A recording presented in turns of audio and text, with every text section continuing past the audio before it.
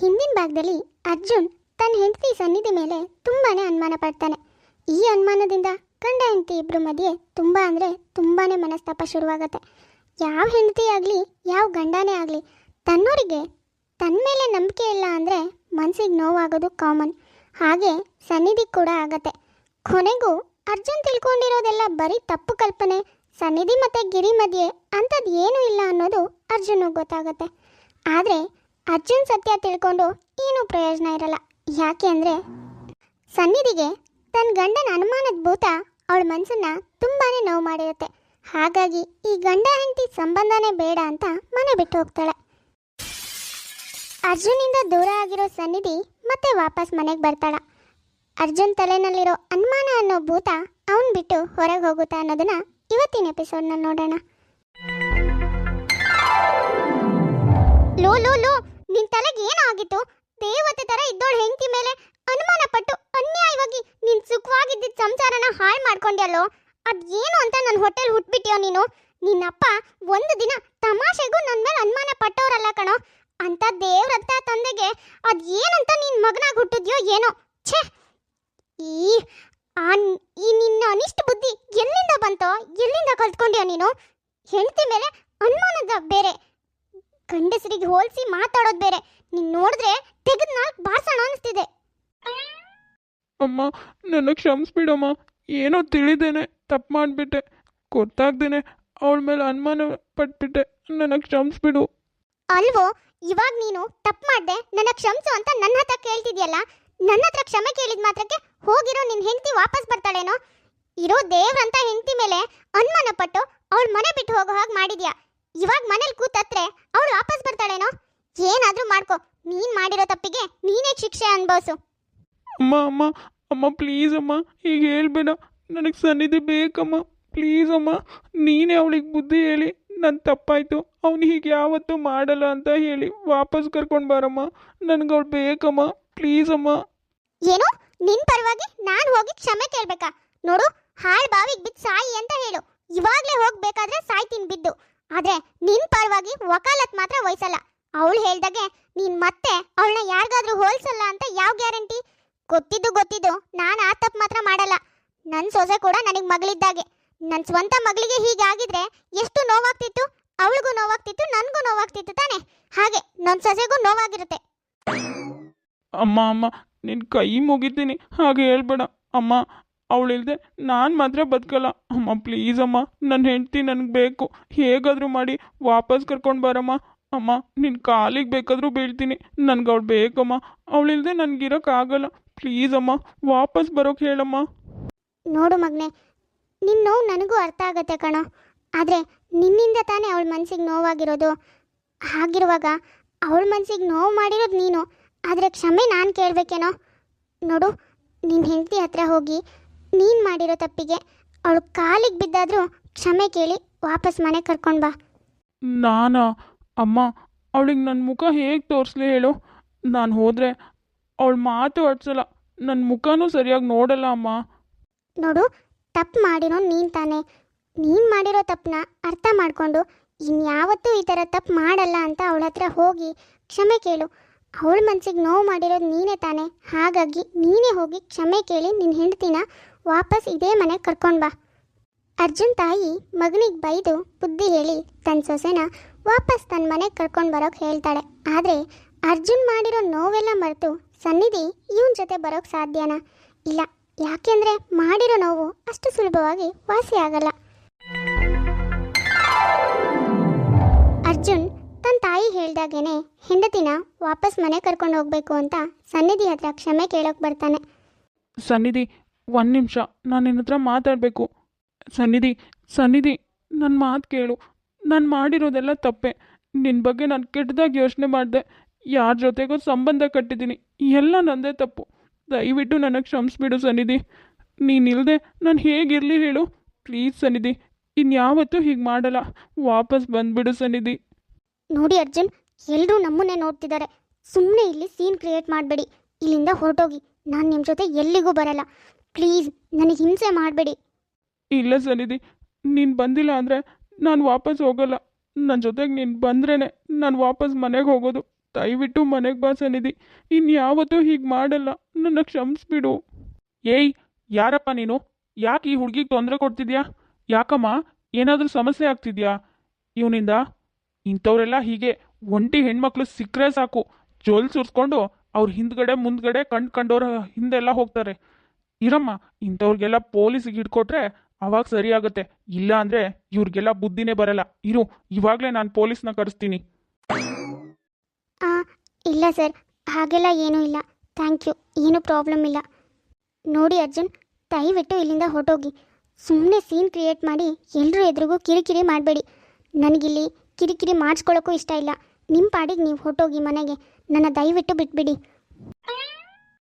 ಅರ್ಜುನ್ ತನ್ನ ಹೆಂಡತಿಗೆ ಎಷ್ಟೇ ಕನ್ವಿನ್ಸ್ ಮಾಡೋ ಪ್ರಯತ್ನ ಪಟ್ರೂ ಸನ್ನಿಧಿ ಮಾತ್ರ ಕನ್ವಿನ್ಸ್ ಆಗೋದೇ ಇಲ್ಲ. ಯಾರೇ ಆದ್ರೂ ಹಾಗೆ, ತಾಳ್ಮೆ ಮಾಡೋದಕ್ಕೂ ಒಂದು ಲಿಮಿಟ್ ಇರುತ್ತೆ. ಅವರು ಮಾಡೋ ಅಷ್ಟು ಮಾಡ್ತಾರೆ. ತಾಳ್ಮೆ ಕಳ್ಕೊಂಡ್ಮೇಲೆ ಎಷ್ಟೇ ಬೇಡ್ಕೊಂಡ್ರು ತಿರುಗಿ ನೋಡದೆ ಹೊರಟೋಗ್ತಾರೆ. ಅದು ಇದು ಒಂದೇ ವಿಷಯದಲ್ಲಿ ಅಂತಲ್ಲ, ಪ್ರತಿ ವಿಷಯದಲ್ಲೂ ಹಾಗೆ.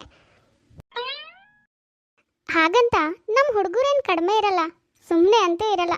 ಅವರು ಪ್ರೀತಿ ಮಾಡೋದ್ರಲ್ಲೂ ಫಸ್ಟ್ ಇರ್ತಾರೆ, ಹಾಗೆ ಹಿಂಸೆ ಮಾಡೋದ್ರಲ್ಲೂ ಫಸ್ಟ್ ಇರ್ತಾರೆ. ಅರ್ಜುನ್ ಕೂಡ ಹಾಗೆ. ಅವಳು ಕೋಪ ಮಾಡ್ಕೊಂಡಿದ್ದಾಳೆ ಅನ್ನೋ ಕಾರಣಕ್ಕೆ ಸುಮ್ಮನಾಗಲ್ಲ. ಮತ್ತೆ ಪ್ರಯತ್ನ ಮಾಡ್ತಾನೆ ಇರ್ತಾನೆ, ಮತ್ತೆ ಸೋಲ್ತಾನೆ ಇರ್ತಾನೆ. ಹೀಗೆ ಕೆಲವು ದಿನ ಕಳೆಯುತ್ತೆ. ಆದರೂ ಕೂಡ ಅರ್ಜುನ್ ತನ್ನ ಪ್ರಯತ್ನನ ಬಿಟ್ಟಿರಲ್ಲ. ತಾನು ಮಾಡಿರೋ ತಪ್ಪನ್ನು ತಾನೇ ಸರಿ ಮಾಡಬೇಕಲ್ಲ, ಹಾಗಾಗಿ. ಅಳಿಯಂದ್ರೆ ನೀವು ಬನ್ನಿ. ಅಳಿಯಂದ್ರೆ ಹೇಗಿದ್ದೀರಾ? ಮನೇಲೆಲ್ಲ ಆರಾಮಿದ್ದಾರಾ? ಬನ್ನಿ ಕೂತ್ಕೊಳ್ಳಿ. ಹಾಂ ಅತ್ತೆ, ಎಲ್ಲರೂ ಆರಾಮಿದ್ದಾರೆ. ಅದು ಅತ್ತೆ, ನಾನು ಸನ್ನಿಧಿ ಹತ್ರ ಸ್ವಲ್ಪ ಮಾತಾಡಬೇಕು. ಅವಳನ್ನ ಸ್ವಲ್ಪ ಬರೋಕ್ಕೆ ಹೇಳ್ತೀರಾ ಪ್ಲೀಸ್ ಅತ್ತೆ? ಅದು ಅದು ಅಳಿಯಂದ್ರೆ ಅವಳು ಸನ್ನಿಧಿ ಆಫೀಸಿಗೆ. ಪ್ಲೀಸ್ ಅತ್ತೆ, ನಾನು ಆಫೀಸ್ ಹತ್ರ ಹೋಗಿ ಬಂದೆ. ಇವತ್ತು ಸನ್ನಿಧಿ ಆಫೀಸಿಗೆ ಹೋಗಿಲ್ಲ ಅಂತ ನನಗೆ ಗೊತ್ತು. ಪ್ಲೀಸ್ ಅತ್ತೆ, ಒಂದು ಸಾರಿ ಮಾತಾಡಬೇಕು. ಅವಳನ್ನ ಬರೋಕ್ಕೆ ಹೇಳಿ ಅತ್ತೆ, ದಯವಿಟ್ಟು ಇದು ಒಂದು ಸಾರಿ ಅವಕಾಶ ಮಾಡಿಕೊಡಿ ಅತ್ತೆ. ಸರಿ ಅಳಿಯಂದ್ರೆ, ಒಂದೇ ನಿಮಿಷ ನೀವಿಲ್ಲೇ ಕುತ್ಕೊಂಡಿರಿ, ನಾನು ಅವಳಿಗೆ ಹೇಳ್ತೀನಿ, ಆಯ್ತಾ? ಲೇ, ಏನೇ ಆಗಿದೆ ನಿನಗೆ? ಗಂಡ ಹೆಂಡತಿ ಅಂದರೆ ಒಂದು ಮಾತು ಬರುತ್ತೆ, ಒಂದು ಮಾತು ಹೋಗುತ್ತೆ. ಹಾಗಂತ ಗಂಡನೇ ಬೇಡ ಅಂತಿದ್ಯಲೇ? ನಿನ್ಗೇನು ಬುದ್ಧಿ ಕೆಟ್ಟಿದ್ಯೇನೆ? ಯಾಕೆ ಹೀಗೆಲ್ಲ ಮಾತಾಡ್ತಿದ್ಯಾ? ಮಾಡಿರೋ ತಪ್ಪಿಗೆ ಪಾಪ ಅಳಿಯಂದ್ರು ಅದು ಎಷ್ಟು ಸರಿ ಕ್ಷಮೆ ಕೇಳ್ತಿದ್ದಾರೆ. ನಿನ್ಗಾದ್ರೂ ಮನಸ್ಸು ಕರಗ್ತಿಲ್ಲೇನೆ? ನೋಡಮ್ಮ, ಒಂದ್ಸಾರಿ ನಂಬಿಕೆ ಕಳ್ಕೊಂಡ್ರೆ ಮತ್ತೆ ಅದೇ ನಂಬಿಕೆ ಸತ್ರು ಬರಲ್ಲ. ನಂಬಿಕೆನೇ ಇಲ್ಲದೆ ಇರುವಾಗ ಅವ್ರ ಜೊತೆ ಹೇಗೆ ತಾನೇ ಬದುಕಲಿ ಹೇಳು? ಅದ್ರ ಬದಲು ನನ್ನ ಜೀವನನ ನಾನೇ ನೋಡ್ಕೊಳ್ಳೋದು ಒಳ್ಳೇದು. ಸಾಕು, ಬಾಯ್ ಮುಚ್ಚೆ. ಗಂಡ ಹೆಂಡತಿ ಜಗಳ ಉಂಡು ಮಲ್ಗೋವರೆಗೂ ಮಾತ್ರ ಕಣೆ. ಮಲ್ಗದ್ಮೇಲೆ ಎಲ್ಲ ಮರ್ತೋಗುತ್ತೆ. ಏನೂ ತಿಳಿದೆ ನಿನ್ನ ಬಗ್ಗೆ ತಪ್ಪು ತಿಳ್ಕೊಂಡು ಅಷ್ಟೆಲ್ಲ ಅಂದ್ಬಿಟ್ರು. ಯಾವತ್ತಾದ್ರೂ ಅದು ಬಿಟ್ಟು ನಿನ್ನ ಹತ್ರ ತಪ್ಪಾಗಿ ನಡ್ಕೊಂಡಿದ್ದಾರೇನೆ? ಕುಡ್ಕೊಂಡು ಬಂದು ಜಗಳ ಮಾಡಿದಾರೇನೆ? ಅಥವಾ ಬೇರೆ ಹುಡುಗಿ ಹಿಂದೆ ಹೋಗಿ ಏನಾದರೂ ರಂಪ ಮಾಡಿದಾರಾ? ಏನೋ ತಿಳಿದೆ ಮಾಡಿರೋ ತಪ್ಪಿಗೆ ಅವರೇ ಬೇಡ ಅಂತ ಹೇಳೋದು ನಿನ್ನ ಮೂರ್ಖತನ ಕಣೆ. ಅಮ್ಮ, ಅನುಮಾನ ಪಡೋ ಗಂಡನ ಜೊತೆ ಬದುಕೋದು ನರಕ ಇದ್ದಾಗೆ. ನಿನ್ಗೇನು ಗೊತ್ತದು? ಫೋನ್ ಮುಟ್ಟಿದ್ರೆ ಯಾರ ಜೊತೆ ಮಾತಾಡ್ತಾ ಇದ್ದೆ ಕೇಳ್ತಾರೆ. ಹೊರಗಡೆ ಹೋಗಿ ಬಂದರೆ ಯಾರನ್ನು ಮೀಟ್ ಮಾಡೋಕೆ ಹೋಗಿದ್ದೆ ಅಂತ ಕೇಳ್ತಾರೆ. ಏನೇ ಮಾಡಿದ್ರು ಅನುಮಾನದಿಂದಾನೇ ನೋಡ್ತಾರೆ. ಅಂಥ ಗಂಡನ ಜೊತೆ ಬದುಕೋ ಬದಲು ಸಾಯೋದೇ ಒಳ್ಳೇದು. ನೀನು ಹೇಳಿರೋದೆಲ್ಲ ನಿಜ, ಆದರೆ ನಾನು ಮಾಡಿರೋ ತಪ್ಪನ್ನ ಸರಿ ಮಾಡ್ಕೊಳ್ತೀನಿ. ಪ್ಲೀಸ್ ಅರ್ಥ ಮಾಡ್ಕೊಳೆ. ನನಗೆ ನೀನಿಲ್ಲದೆ ಬದುಕೋಕ್ಕಾಗಲ್ಲ. ದಯವಿಟ್ಟು ನನಗೆ ಕ್ಷಮಿಸ್ಬಿಡು. ವಾಪಸ್ ಮನೆಗೆ ಬಾ ಸನ್ನಿಧಿ, ಪ್ಲೀಸ್ ಕಣೆ. ನಿನ್ನ ಕಾಲಿಗೆ ಬೇಕಾದರೂ ಬೀಳ್ತೀನಿ. ನೋಡಿ, ಸುಮ್ಮನೆ ನನಗೆ ಹಿಂಸೆ ಮಾಡಬೇಡಿ. ಇಷ್ಟು ದಿನ ಅಂತೂ ನರಕದಲ್ಲಿದ್ದಾಗೆ ಇದ್ದೆ. ಇನ್ಮೇಲಾದರೂ ನನ್ನ ನೆಮ್ಮದಿಯಾಗಿರೋಕೆ ಬಿಟ್ಬಿಡಿ. ಇಲ್ಲ ಅಂದರೆ ಚೂರು ವಿಷ ತಂದು ಕೊಟ್ಬಿಡಿ. ನಿಮ್ಮ ಕಣ್ಣೆದ್ರಿಗೆ ಆ ವಿಷ ಕುಡಿದು ಸಾಯ್ತೀನಿ. ಆಮೇಲೆ ನೀವು ನೆಮ್ಮದಿಯಾಗಿರ್ಬೋದ್ರಿ. ಅರ್ಜುನ್ಗೆ ತನ್ನ ಹೆಂಡತಿ ಆಡೋ ಮಾತಿಂದ ಮನಸ್ಸಿಗೆ ತುಂಬಾ ನೋವಾಗುತ್ತೆ. ಹಾಗಾಗಿ ಏನು ಮಾತಾಡ್ದೇನೆ ವಾಪಸ್ ಮನೆಗೆ ಹೋಗ್ತಾನೆ. ಮಾರನೇ ದಿನ ಬೆಳಗ್ಗೆನೆ ಅರ್ಜುನ್ ತಾಯಿ ಸನ್ನಿಧಿಗೆ ಫೋನ್ ಮಾಡ್ತಾರೆ. ಏನು ಹೇಳ್ತಿದ್ದೀರಾ ಅತ್ತೆ ನೀವು? ಇವಾಗ ಎಲ್ಲಿದ್ದೀರಾ? ಹೌದಮ್ಮ ಸನ್ನಿಧಿ, ನಿನ್ನೆ ರಾತ್ರಿ ನಿನ್ನ ನೆನ್ಪು ಮಾಡಿಕೊಂಡು ತುಂಬ ಅಳ್ತಿದ್ದ. ಆದರೆ ಬೆಳಗ್ಗೆ ನೋಡಿದ್ರೆ ವಿಷ ಕೊಟ್ಬಿಟ್ಟಿದ್ದಾನಮ್ಮ. ಆಕಾಶ್ ಹಾಸ್ಪಿಟಲ್ಗೆ ಸೇರಿಸ್ಕೊಂಡಿದ್ದೀವಿ. ನನ್ನ ಮಗನ ಪರವಾಗಿ ನಾನು ಕ್ಷಮೆ ಕೇಳ್ತಿದ್ದೀನಿ. ದಯವಿಟ್ಟು ವಾಪಸ್ ಬರಮ್ಮ. ನನ್ನ ಮಗನ ನೀನೇ ಉಳಿಸ್ಕೊಡ್ಬೇಕು. ಸನ್ನಿಧಿ, ನೀನು ನನಗೆ ಬೇಕು. ನೀನಿಲ್ಲದೆ ನನಗಿರೋಕ್ಕಾಗಲ್ಲ. ಏನೋ ಗೊತ್ತಿಲ್ಲದೆ ತಪ್ಪು ಮಾಡಿದ್ದಕ್ಕೆ ಇನ್ಯಾವತ್ತೂ ನಿನಗೆ ಹರ್ಟ್ ಮಾಡಲ್ಲ. ಪ್ಲೀಸ್ ನನಗೆ ಕ್ಷಮಿಸ್ಬಿಡು. ನನ್ನ ಬಿಟ್ಟು ಎಲ್ಲೋ ಹೋಗ್ಬೇಡ. ನನ್ನಿಂದ ದೂರ ಆಗಬೇಡ ಸನ್ನಿಧಿ. ಪ್ಲೀಸ್ ನನ್ನ ಜೊತೆ ಬಂದುಬಿಡು. ಸರಿ ಸರಿ, ಆಗಿರೋದೇನೋ ಆಯಿತು, ಅದೆಲ್ಲ ಬಿಡಿ. ಇವಾಗ ನೀವು ರೆಸ್ಟ್ ಮಾಡಿ, ಸುಮ್ಮನೆ ಅದೆಲ್ಲ ಚಿಂತೆ ಮಾಡಬೇಡಿ. ಹಳೇದೆಲ್ಲ ಮುಗ್ದೋಯ್ತು. ಹೇ ಸನ್ನಿಧಿ, ಇವ್ರು ನಿನ್ನ ಹಸ್ಬೆಂಡಾ? ಗೊತ್ತೇ ಇರಲಿಲ್ಲ ನೋಡು. ನಾನೇ ಇವ್ರಿನ ಟ್ರೀಟ್ಮೆಂಟ್ ಮಾಡಿದ್ದು. ಏನೂ ಪ್ರಾಬ್ಲಮ್ ಇಲ್ಲ, ತಲೆ ಕೆಡ್ಸ್ಕೋಬೇಡ, ಆರಾಮಾಗ್ತಾರೆ. ಹೌದೇನೋ? ಥ್ಯಾಂಕ್ ಯು ಸೋ ಮಚ್ ಕಣೋ, ನನ್ನ ಗಂಡನ ಕಾಪಾಡಿದ್ದಕ್ಕೆ. ಅರೆ, ಈ ಡಾಕ್ಟರ್ ಇವಳಿಗೆ ಹೇಗೆ ಗೊತ್ತು? ಅಲ್ಲ, ಹೇಗೆ ಪರಿಚಯ? ಅಂದರೆ ಇವರಿಬ್ರು ಮಧ್ಯೆ... ಅಯ್ಯಯ್ಯೋ, ಛೇ, ಒಂದು ಸಾರಿ ಯೋಚನೆ ಮಾಡಿ ಅವಳನ್ನ ಸರಿ ಮಾಡಬೇಕಾದ್ರೆ ನಾನೇ ವಿಷ ಕುಡಿಬೇಕಾಯ್ತು. ಈ ಸಾರಿ ಮತ್ತೆ ಬಿಟ್ಟು ಹೋದರೆ ನಾನು ಸತ್ತು ಹೋಗ್ಬೇಕಾಗುತ್ತೆ. ಸತ್ರು ಅವಳೇನು ವಾಪಸ್ ಬರಲ್ಲ. ಏನೋ ನನ್ನ ಹೆಂಡತಿ ನನಗೆ ವಾಪಸ್ ಬಂದ್ಲಲ್ಲ, ಅದೇ ಸಾಕು. ಹೀಗೆಲ್ಲ ಯೋಚನೆ ಮಾಡಿ ಮತ್ತೆ ಅವಳನ್ನ ದೂರ ಮಾಡ್ಕೋಬಾರ್ದು. ನಮ್ಮನ್ನು ಇಷ್ಟಪಡೋರು ಎಷ್ಟೇ ಅನುಮಾನ ಪಡಲ್ಲ ಅಂತ ಹೇಳಿದ್ರು ಕೂಡ, ಆದರೆ ಅವ್ರ ಮನಸ್ಸು ಅದನ್ನೇ ಮಾಡ್ತಾ ಇರತ್ತೆ. ಅವರೇ ಕಂಟ್ರೋಲ್ ಮಾಡೋಕ್ಕೆ ಶುರು ಮಾಡ್ತಾರೆ. ಹಾಗೆ ಮಾಡಬಾರ್ದು ಯೋಚನೆನ ಅಂತ. ಯಾಕೆ ಅಂದರೆ ನಾವು ಇಷ್ಟಪಡೋರನ್ನ ನಾವು ಜೋಪಾನ ಮಾಡ್ಕೋಬೇಕಲ್ವಾ? ಅವ್ರು ಬಿಟ್ಟು ಹೋದರೆ ಮತ್ತೆ ವಾಪಸ್ ಬರಲ್ಲ. ಅದಕ್ಕೆ ಗಂಡ ಹೆಂಡತಿ ಸಂಬಂಧ ಅಂದಾಗ ಏನೋ ಒಂದು ಕಾರಣದಿಂದ ಮತ್ತೆ ಒಂದಾಗೋ ಚಾನ್ಸಸ್ ಇರುತ್ತೆ. ಆದರೆ ಪ್ರೇಮಿಗಳು ಯಾವತ್ತೂ ಒಂದಾಗಲ್ಲ. ಒಂದು ಸಾರಿ ಅನುಮಾನ ಪಟ್ಟರೆ ಮುಂದೆ ಮದುವೆ ಆದಮೇಲೂ ಇವನು ಇದನ್ನೇ ಮಾಡಿದ್ರೆ ಆಮೇಲೆ ಮುಂದೆ ನನ್ನ ಜೀವನ ಏನಾಗ್ಬೋದು, ನನಗಿನ್ನೂ ಚಾನ್ಸ್ ಇದೆ, ಬೇರೆ ಹುಡುಗನ ನೋಡೋಣ ಅಂತ ಯೋಚನೆ ಮಾಡ್ತಾರೆ. ಅದಕ್ಕೆ ನಾವು ಯಾವಾಗಲೂ ನಮ್ಮನ್ನು ಇಷ್ಟಪಡೋರನ್ನ ತುಂಬ ಜೋಪಾನವಾಗಿ ಕಾಪಾಡ್ಕೋಬೇಕು. ಜೋಪಾನ ಮಾಡ್ತೀವಿ ಅಂತ ಹಿಂಸೆ ಮಾಡಬಾರ್ದು. ಅಂಕಿತಾ ಅನ್ನೋರು ಕಮೆಂಟ್ ಮಾಡಿದರು, ಇವತ್ತು ಅವ್ರ ಮಗನ ಬರ್ಡೇ ಅಂತೆ. Hi Hitesh, wish you happy birthday. ಹೇಗಿದ್ದೀರಾ? ಯಾವಾಗಲೂ ಖುಷಿಯಾಗಿರಿ ಆಯಿತಾ? ಹಾಗೆ ನಮಗೂ ಸಪೋರ್ಟ್ ಮಾಡ್ತಾ ಇರಿ. ನೋಡಿದ್ರಲ್ಲ ವೀಕ್ಷಕರೇ, ಇವತ್ತಿನ ನಮ್ಮ ವಿಡಿಯೋ ಸ್ವಲ್ಪನಾದರೂ ಇಷ್ಟ ಆಗಿದ್ರೆ ಪ್ಲೀಸ್ ನಮ್ಮ ಚಾನಲ್ನ ಸಬ್ಸ್ಕ್ರೈಬ್ ಮಾಡ್ಕೊಳ್ಳಿ, ಲೈಕ್ ಮಾಡಿ, ಶೇರ್ ಮಾಡಿ, ಹಾಗೆ ಕಮೆಂಟ್ ಮಾಡಿ. ತುಂಬ ಜನ ಹಾಗೆ ವೀಡಿಯೋಸ್ ನೋಡ್ತಾ ಇದ್ರೆ, ಯಾರ್ಯಾರು ಹಾಗೆ ವೀಡಿಯೋಸ್ ನೋಡ್ತಾ ಇದ್ರೆ ದಯವಿಟ್ಟು ಸಬ್ಸ್ಕ್ರೈಬ್ ಮಾಡ್ಕೊಳ್ಳಿ. ಸರಿ ವೀಕ್ಷಕರೇ, ನಾನಿನ್ನ ಹೊರಡ್ತೀನಿ. ನೆಕ್ಸ್ಟ್ ವೀಡಿಯೋದಲ್ಲಿ ಮತ್ತೆ ಸಿಗೋಣ.